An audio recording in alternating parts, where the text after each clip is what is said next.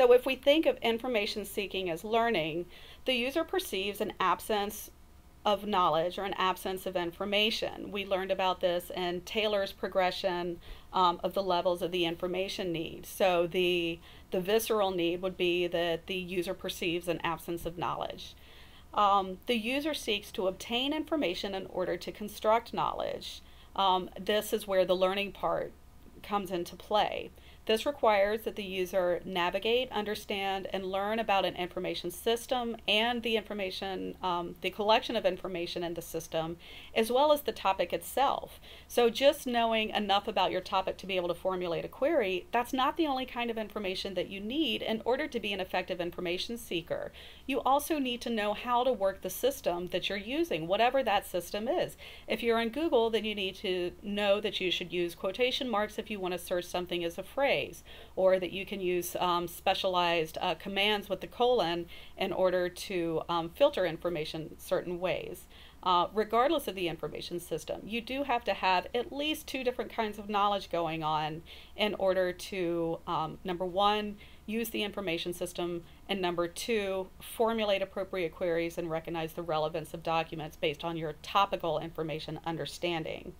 So the information professional, whether you're doing it face-to-face or when you're designing systems or when you're cataloging or when you're coming up with classification schemes, in some way you're acting as an instructor and you're trying to facilitate an information seeker's path so that they can fill their gap with information.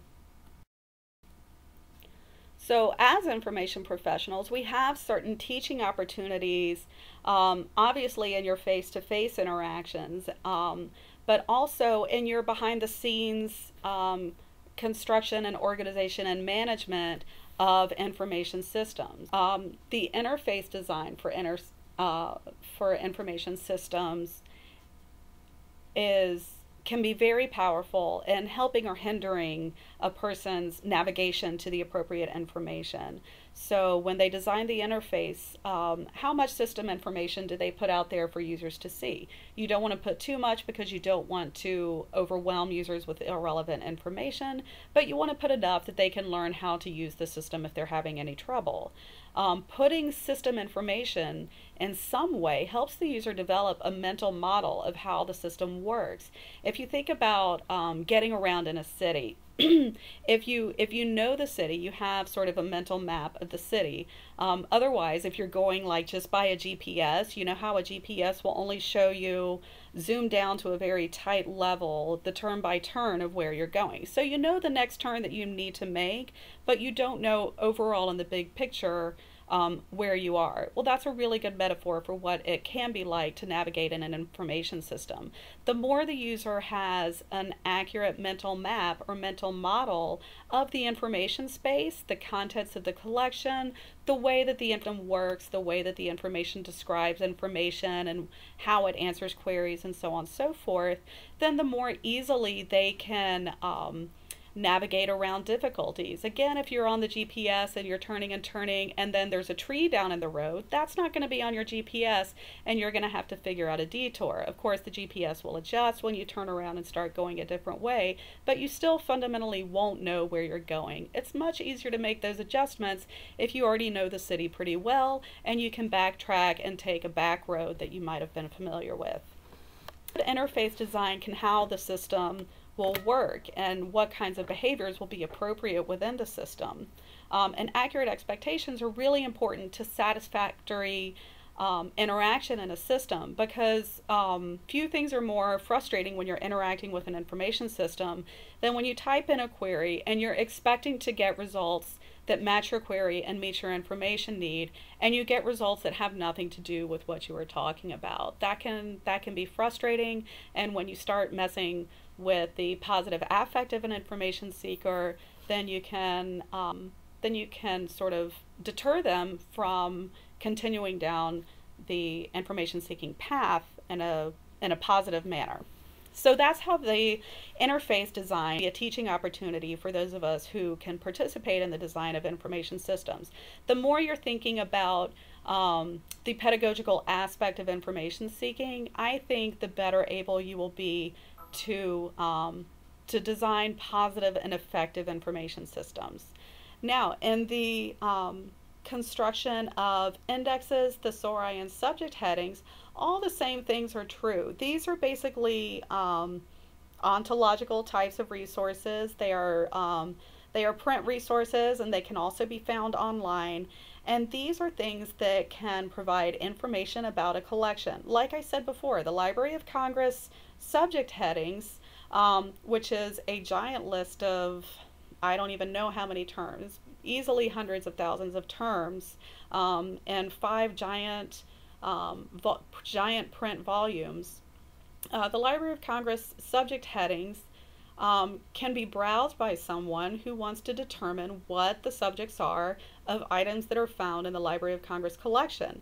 Of course, almost all academic libraries and many public libraries also use Library of Congress subject headings, but the subject headings were created in order to describe the collection at the Library of Congress. So not only can they be a tool for finding a book to meet a particular need, they can also be a map to the collection. The same thing is true of thesauri. As we were learning last week, a thesaurus is just a list of terms or concepts with the relationships among them. If you have a particular concept, a thesaurus will tell you what the broader terms, narrower terms, and related terms are for that particular term. And indexes are just pointers. You know, if you're looking for a good book about a nonfiction topic that you're interested in, one of the first things you might do is to turn to the back of that book and see the index, whether some of the key points that you're looking for are provided in the index. And if they are, then you know that that book will probably meet your information needs. So in that way, the index and the table of contents can be a roadmap to the collection itself.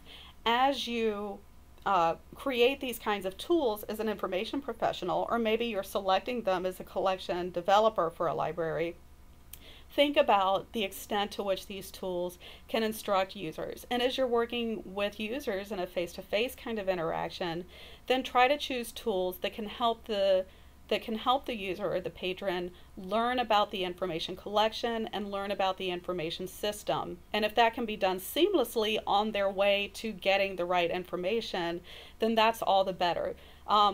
When you work with patrons and information seekers, remember that they aren't coming there to learn how to use the library. They're coming there to get the information that they need.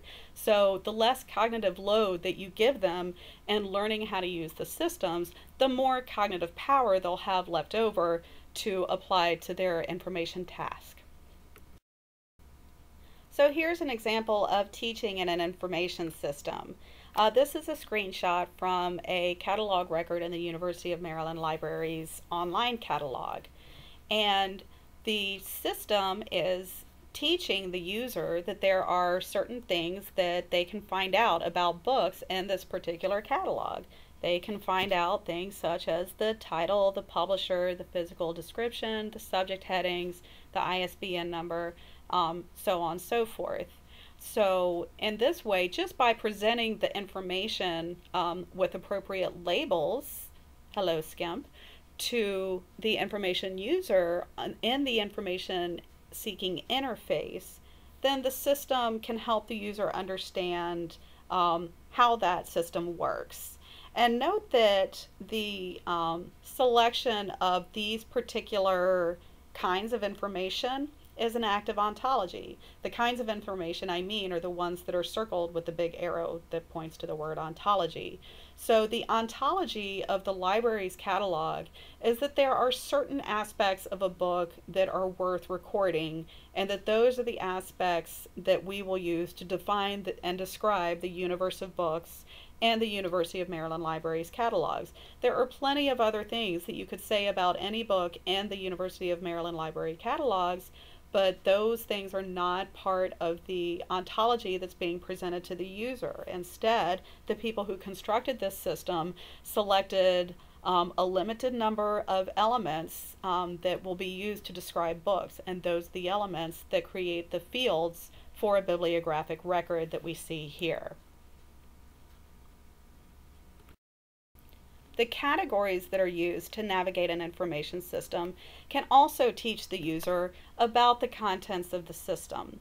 What you're looking at here is a screenshot of the top level of a classification in the ACM Digital Library. The ACM is the Association for Computing Machinery. It's a professional association, sort of like the American Library Association, but it has more to do with computer science and affiliated fields. You can actually find a great deal of stuff about information science and information seeking in the ACM Digital Library. And if you don't already use it when you're doing research for your articles, it might be a good place to look from time to time, especially if you're interested in information seeking, human-computer interaction, system design, things like that. You can definitely find in the ACM Digital Library.